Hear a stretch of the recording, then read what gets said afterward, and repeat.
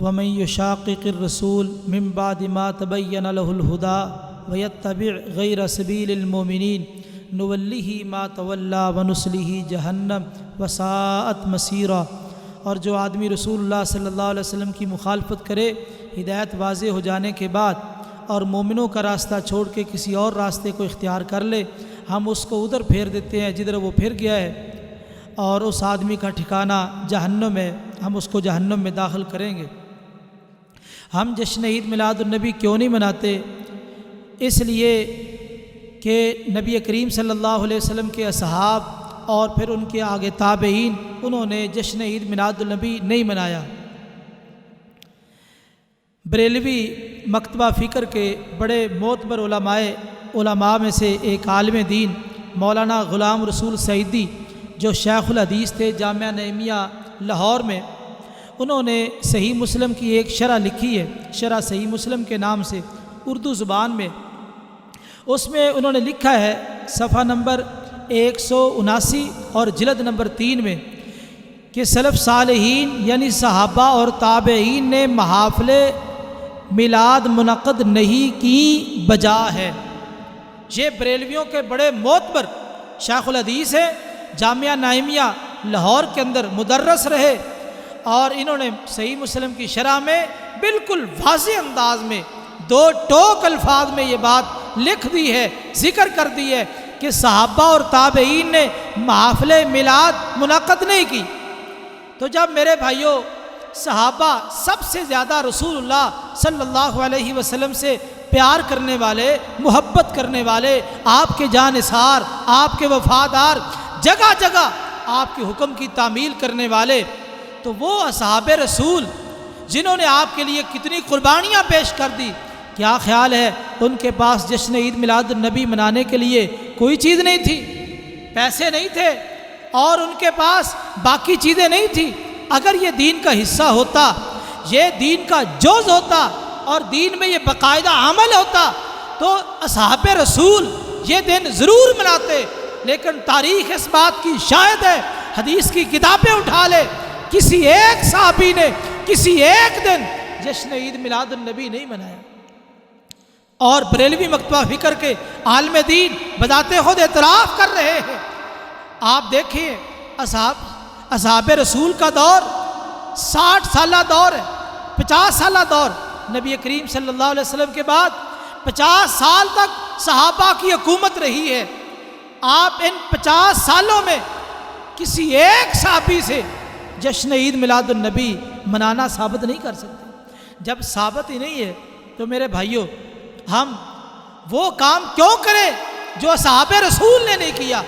اگر ہم اصحاب رسول کے ساتھ سچی محبت کرنے والے ہیں تو پھر ضروری ہے جس طرح اصحاب رسول نے نبی کریم صلی اللہ علیہ وسلم کی سنتوں پہ عمل کیا اور دین اسلام کو اپنایا، ہم اسی طرح اپنائیں گے۔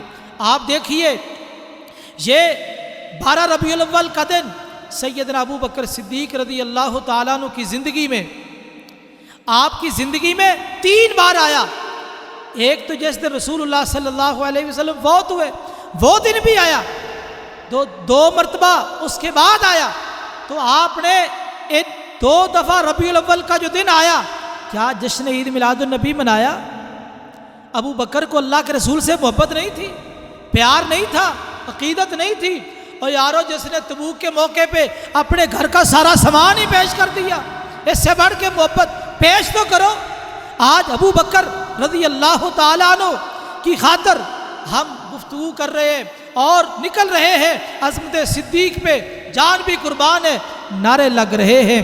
یاد رکھیے ہم صدیق اکبر رضی اللہ تعالیٰ عنہ کو دل و جان سے پیارا سمجھتے ہیں، لیکن میرے بھائیوں یہ بھی تو دیکھو کیا ابو بکر کو دین سمجھ آیا کہ نہیں آیا؟ اگر ابو بکر کو دین سمجھ آیا اور وہ نبی کا صحیح معنوں میں پیروکار تھا تو کیا اس نے جشن عید میلاد النبی کو منایا؟ اگر ابو بکر رضی اللہ تعالیٰ عنہ نے 2 مرتبہ ان کی زندگی میں دن آیا، نبی کریم صلی اللہ علیہ وسلم کے جانے کے بعد، اور آپ کی زندگی میں بھی 23 مرتبہ یہ دن آیا، لیکن ابو بکر صدیق رضی اللہ تعالیٰ عنہ نے نہیں منایا۔ اور اس کے بعد عمر فاروق رضی اللہ تعالیٰ عنہ کی زندگی میں یہ دن 10 مرتبہ آیا، انہوں نے نہیں منایا۔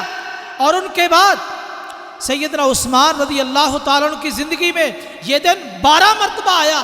انہوں نے یہ کوئی انداز اختیار کیا، چراغاں کیا، لائٹنگ کی، جھنڈیاں لگائی اور مرچیں لگائی، یہ سارا کچھ کیا. اور اسی طرح سیدنا علی المرتضیٰ رضی اللہ تعالیٰ عنہ کے دور میں یہ دن 5 مرتبہ آیا. کیا انہوں نے ایسا کام کیا؟ کوئی چیز ثابت ہے؟ اور اس کے بعد سیدنا حسن رضی اللہ تعالیٰ عنہ خلیفہ بنے. ان کی زندگی میں یہ ایک دن، خلافت والی زندگی میں ایک مرتبہ یہ دن آیا. کیا انہوں نے ایسا عمل کیا، جلوس نکالا اور جھنڈیاں لگائی، چراغاں کیا اور بازار گلیاں سجائے؟ کوئی ایسا معاملہ نہیں. اور سیدنا معاویہ رضی اللہ تعالیٰ عنہ کے دور میں 20 مرتبہ جب وہ خلیفۃ المسلمین بن گئے، 20 مرتبہ ان کی زندگی میں یہ دن آیا. کیا انہوں نے اس کو منایا؟ کیا انہوں نے اس کو منایا جس انداز سے آج منایا جا رہا ہے؟ یہ 50 سالہ صحابہ کا دور دنیا کا کوئی مائی کا لال یہ ثابت نہیں کر سکتا کہ ان اصحاب رسول نے اس 50 سال کے دور میں کسی دن کسی صحابی نے کسی ربیع الاول کو 12 ربیع الاول کو جشن عید میلاد النبی منایا. میرے بھائیو ایسا کوئی عمل ثابت نہیں ہے. اس کے بعد تابعین کا سلسلہ چلا. کیا تابعین نے کوئی ایسا عمل کیا؟ تاریخ خاموش ہے، تاریخ اس مسئلے میں خاموش ہے. 4 ہجری سے پہلے تک میں بتاؤں گا کہ اس جشن عید میلاد النبی کا آغاز کب ہوا. 4 ہجری میں آغاز ہوا. اس سے پہلے تلک صحابہ، تابعین، تبع تابعین، جن کے بارے میں رسول اللہ صلی اللہ علیہ وسلم نے فرمایا خیر الناس قرنی، بہترین لوگ میرے زمانے کے لوگ، ثم الذین یلونہم ثم الذین یلونہم، پھر جو ان سے ملے ہوئے، پھر جو ان سے ملے، صحابہ، تابعین، تبع تابعین. تاریخ اس بات کی شاہد ہے ان تینوں میں سے کسی نے جشن عید میلاد النبی نہیں منایا اور نہ یہ مروجہ طریقہ اختیار کیا. اس لیے میرے بھائیوں، حذیفہ بن یمان رضی اللہ تعالیٰ عنہ کا ایک بڑا ہی خوبصورت قول ہے، امام شاطبی علیہ الرحمہ الاعتصام میں نقل کرتے ہیں. کہتے ہیں جو عبادت صحابہ نے نہیں کی تم نہ کرو، وہ عبادت نہیں جو اصحاب رسول نے اختیار نہیں کی. اصحاب رسول وہ سب سے بڑے اللہ کے ولی تھے اور نبی کریم صلی اللہ علیہ وسلم کے سب سے زیادہ پیروکار تھے. جب انہوں نے یہ کام نہیں کیا، ان کے دور میں یہ عبادت نہیں تھی، تو بعد میں عبادت کیسے بن گئی؟ یہ سمجھنے والا مسئلہ ہے. میرے بھائیوں، سنجیدگی کے ساتھ سوچیں، کہیں ایسا نہ ہو قیامت والے دن عمل کر کر کے ہم تھک کے جائیں اور وہاں حباب منصورہ بنا دیا جائے.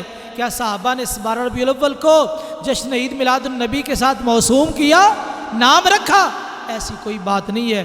آؤ میرے بھائیوں، اپنی اصلاح کریں اور ہم کتاب و سنت کی صحیح معنوں میں پیروی کریں. سبحان ربک رب العزت عما یصفون وسلام علی المرسلین والحمد للہ رب العالمین.